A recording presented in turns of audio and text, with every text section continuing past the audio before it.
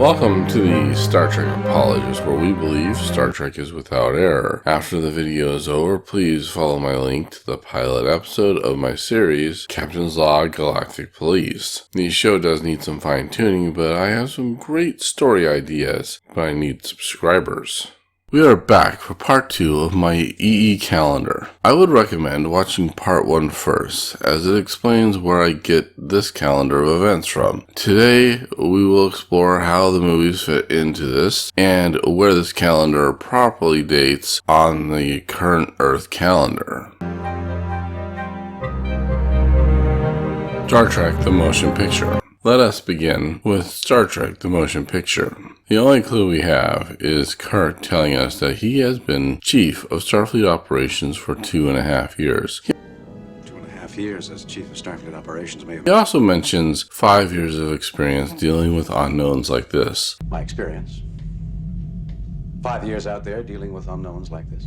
Clearly a reference to the 5-year mission of the original series. While the 5-year mission was never mentioned on screen, it is considered canon for the episodes that mentioned it. The first episode to mention the 5-year mission in the intro is the Corbomite maneuver that we have dated to mid-EE30. This means the 5-year mission ended mid-EE35. Adding 2.5 years to that date places TMP in EE38. It could be later. We do not know how long Kirk was in command after the 5-year mission. Star Trek from 2 to 5. Star Treks 2 through 5 take place over a short period of time. I figure about 6 months, and I will justify that soon. Starting with Star Trek II, we are told by Kirk that it has been 15 years since Space Seed. There's a man out there I haven't seen in 15 years. He's trying to kill me. According to the rules of estimation, it could be off by 2.5 years in either direction. But without better information, we will go with 15 years. Space Seed, by all accounts, is in EE31, making Star Trek II EE46. From here, we need to work backwards from Star Trek V. I actually once contacted Yosemite to find out that they filmed in September at that location. This means that the state of the area and the plants are consistent with it being September. We also see the moon as it appears on Earth as a full moon, which means that that is the correct phase of the moon. My calculations I will give later date EE46 to 2079, when the full moon in September would have been September 21st. Keep in mind that the further back we go, the more margin of error there is, usually for more time and not less. When Kirk returns to the Enterprise, he tells Scotty how he was given 3 weeks and still has not repaired the new Enterprise. You told me you could have this ship operational in 2 weeks. I gave you 3. What happened? I think you gave me too much time, Captain. This means they must have docked for repairs at August 31st. How long were they out in space before they returned? It is hard to say, but I get the impression that it was not very long. Helm ready, Captain. All right, Mr. Sulu. Let's see what she's got. Bogus frat. Let's see what she's got, said the captain. And then we found out, didn't we? Let's just say a week, which brings us to August 24th. From the beginning of Star Trek IV to the time travel is at least 5 days. Scotty tells us that he needs 1 more day for repairs. Aye, sir. How soon can we be underway? Well, give me 1 more day, sir. Damage control is easy. Reading Klingon, that's hard. In the motion picture, we are told that an Earth-Vulcan trip is 4 days. We can have you back on Vulcan in 4 days, Mr. Spock. The Klingon ship is not going to be any better than the Enterprise. We do not know how long it is between arriving back at Earth and the trial, or how long it is between the trial and arriving at the Enterprise. Let us assume at least 1 day. That is 7 days, taking us back to August 17th. Now, between Star Trek 3 and 4 is 3 months as per this log. Captain's log, stardate 8390. We're in the 3rd month of our Vulcan exile. placing the end of Star Trek 3 at May 17th. Now, Star Trek 3, it is hard to know how long they were at Earth before leaving for Genesis. At least 2 days, because Scotty was told to report to engineering of Excelsior tomorrow. That is all but you, Mr. Scott. They need your wisdom on the new Excelsior. Report there tomorrow as captain of engineering. We do see him serving on the Excelsior. In Star Trek II, Chekhov told Carol that they would be at Regula, the site where the Genesis planet will be, in 3 days. Since they were leaving Ceti Alpha, it means that it is a 3-day trip, assuming he was not lying. They're en route to you and should be there in 3 days. Kirk also left Earth about the same time, so I figure a 3-day trip from Earth to Genesis. No, under the situation, Chekhov could have been lying about their ETA, given that he is brainwashed by Khan. Unless I have better information, I will go with what I have.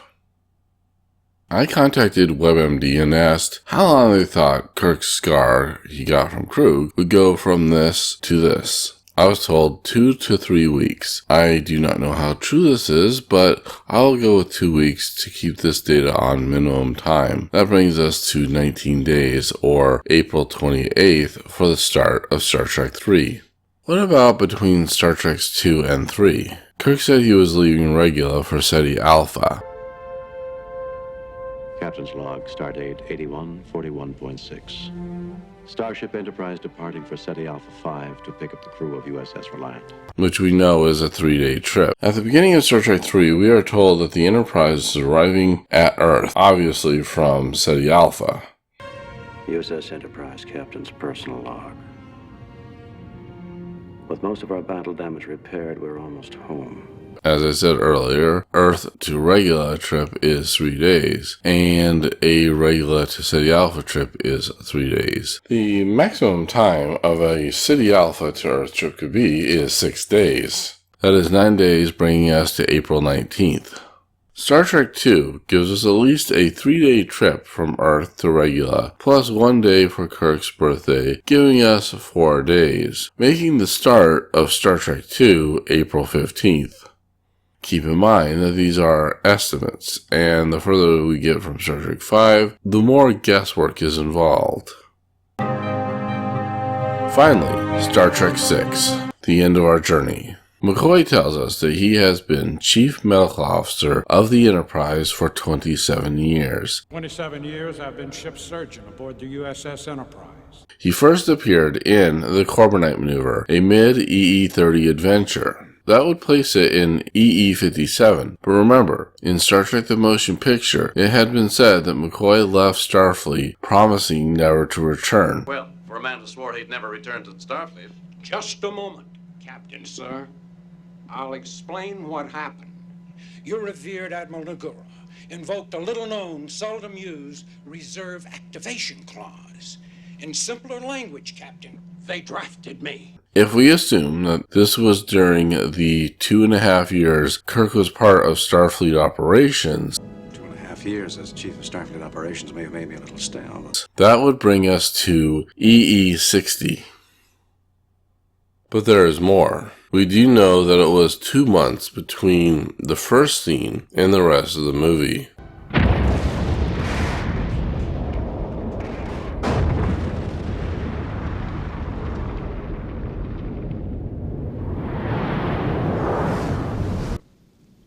Two months ago, a Federation starship monitored an explosion on the Klingon moon, Praxis. I was hoping that this shot would help us narrow down the time of year.